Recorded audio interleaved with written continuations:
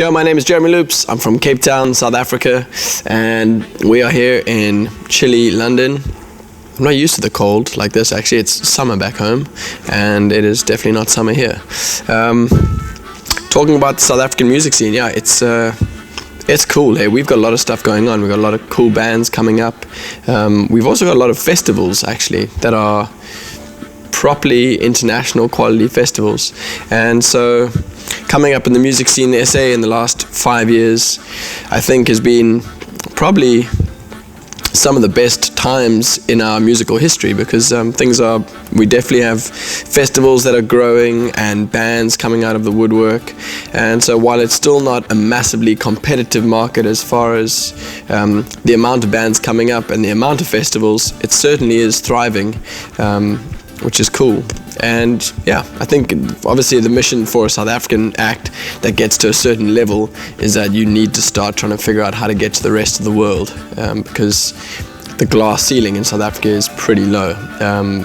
In first world countries, especially places like America, the UK, Germany, who have these really big established music scenes, you can grow a lot more. There are just so many more people and so many more festivals, so many more bands, so much more competition.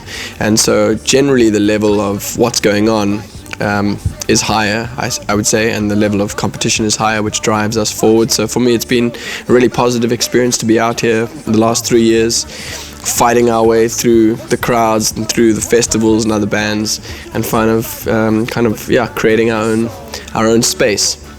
And so yeah, this whole tour has been insane. We've sold this UK tour out, we've sold the Europe tour out, and we are coming at you.